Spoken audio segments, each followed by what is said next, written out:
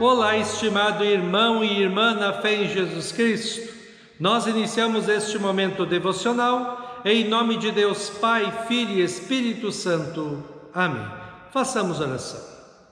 Ó gracioso Deus, nós te louvamos, porque o Senhor é um Deus maravilhoso, um Pai amoroso. O Senhor derrama infinitas bênçãos sobre nós e nossas famílias, mesmo nós sendo tão pecadores. Perdoa os nossos muitos pecados, que nós possamos, com a nossa vida, honrar e glorificar o Teu santo nome como o Senhor merece. Que nós possamos, neste dia, fazer tudo para a Tua honra e para a Tua glória. Envia Teu Espírito Santo para estar conosco agora, quando vamos meditar na Tua santa palavra. Aumenta-nos a fé, a esperança e o amor. Isso te pedimos e agradecemos em nome de Jesus Cristo, Teu Filho, nosso Senhor e Salvador. Amém. Que a graça, a paz e o amor daquele que veio, daquele que vem e daquele que virá em glória, Jesus Cristo, nosso Senhor e Salvador, permaneça hoje para sempre com todos vocês. Amém. Queremos meditar nas palavras do Evangelho de Mateus, capítulo 21, versículos 28 a 32, que diz assim: Jesus continuou: O que é que vocês acham disto? Certo homem tinha 2 filhos. Ele foi falar com o mais velho e disse: Filho, hoje você vai trabalhar na minha plantação de uva. Ele respondeu: Eu não quero ir. Mas depois mudou de ideia e foi. O pai foi e deu ao outro filho a mesma ordem, e este disse: Sim, senhor, mas depois não foi. Qual deles fez o que o pai queria? Perguntou Jesus. E eles responderam: O filho mais velho. Então Jesus disse a eles: Eu afirmo a vocês que isso é verdade. Os cobradores de impostos e as prostitutas estão entrando no reino de Deus antes de vocês, pois João Batista veio para mostrar a vocês o caminho certo e vocês não creram nele, mas os cobradores de impostos e as prostitutas creram. Porém, mesmo tendo visto isto, vocês não se arrependeram e não creram nele. Que Deus abençoe as palavras em nossos corações. Amém. Estimado irmão e irmã, você tem filhos? Filhos são presentes preciosos que Deus nos deu, não é? Jesus usa uma figura muito interessante, verdadeira e prática no texto de hoje. Ele fala do pai que manda seus filhos trabalhar na plantação dele. O primeiro revoltado diz que não vai, mas depois, vendo o amor do pai, vendo tudo que o pai faz por ele, pensa direito, se arrepende e vai. O segundo diz que vai, mas não vai porque ele não está nem aí para o seu pai. E a pergunta de Jesus é: qual dos dois fez a vontade do pai? Logicamente, Jesus se refere a Deus, que é o pai, e aos seres humanos, que são os seus filhos. Em primeiro lugar, Deus é o dono de tudo que existe e Ele criou todas as coisas, inclusive o ser humano, para viver uma vida consagrada e comprometida com a adoração e o serviço a Ele, como Jesus diz em Lucas 4:8: Adore o Senhor seu Deus e preste culto somente a Ele. Mas o ser humano, a exemplo dos 2 filhos, não fez aquilo que o Pai ou Deus mandou fazer. Pelo contrário, em vez de adorar e servir a Deus, o ser humano adorou e serviu a si próprio e as suas vontades pecaminosas, como diz Eclesiastes 7:29. O que descobri é tão somente isto, que Deus fez o ser humano reto, mas ele se meteu em muitos problemas. Assim, ambos os filhos mostraram desobediência e revolta com o pai. A diferença é que o primeiro filho se arrependeu e fez o que o pai mandou, e o segundo continuou no erro.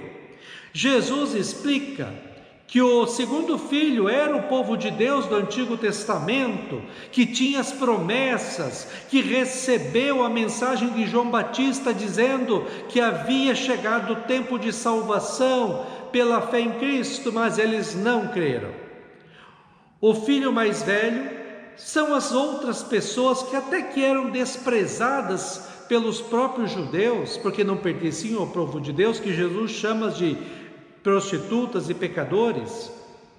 Eles eram desprezados, faziam um monte de coisas erradas, mas quando ouviram a mensagem de salvação, que Jesus Cristo é o Senhor e Salvador, se arrependeram dos seus pecados, creram nele e viveram uma vida dedicada a ele.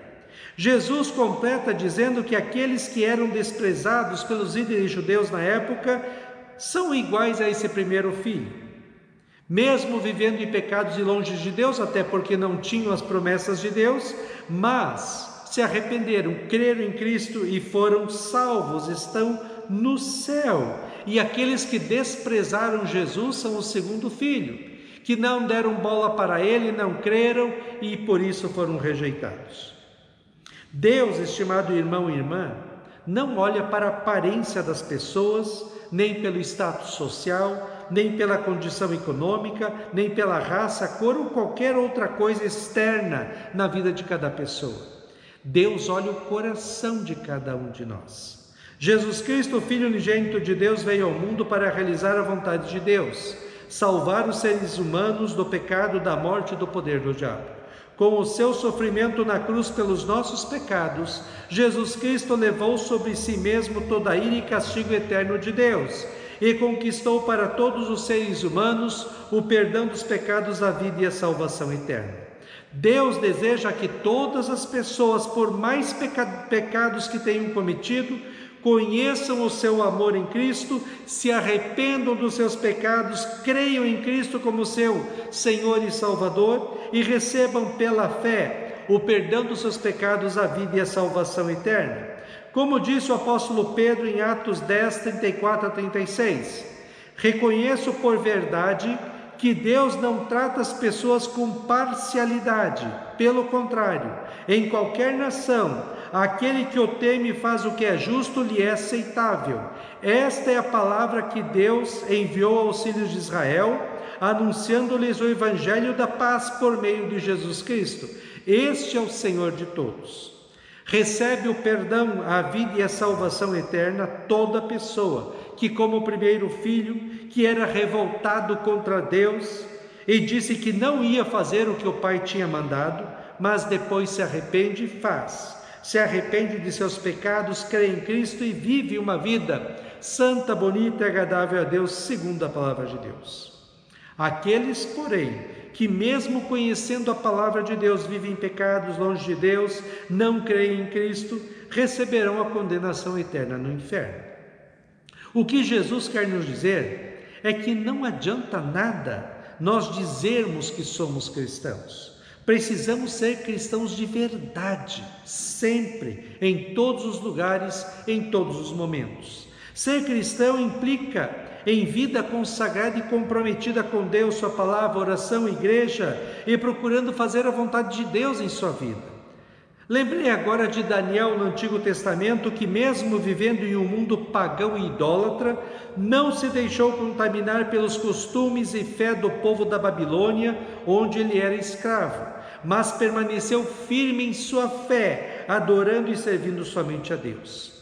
Nós também vivemos em um mundo mau, idólatra, pagão e afastado de Deus, que vive na escuridão dos pecados. Que nós possamos continuar firmes em nossa fé em Cristo, vivendo uma vida correta segundo a palavra de Deus, para que sejamos felizes aqui e um dia após a morte possamos estar com Cristo na eternidade. 1 Pedro, capítulo 1, versículos 2 a 9 diz assim: vocês foram escolhidos de acordo com o propósito de Deus o Pai, e pelo Espírito de Deus vocês foram feitos um povo dedicado a Ele, a fim de obedecerem a Jesus Cristo e ficarem purificados pelo seu sangue. Que vocês tenham mais e mais a graça e a paz de Deus. Louvemos ao Deus e Pai do nosso Senhor Jesus Cristo, por causa da sua grande misericórdia. Ele nos deu uma nova vida pela ressurreição de Jesus Cristo. Por isso o nosso coração está cheio de uma viva esperança. Assim esperamos possuir as ricas bênçãos que Deus guarda para o seu povo. Ele as guarda no céu, onde elas não perdem o valor e não podem se estragar nem ser destruídas. Essas bênçãos são para vocês que por meio da fé são guardados pelo poder de Deus para a salvação que está pronta para ser revelada no fim dos tempos.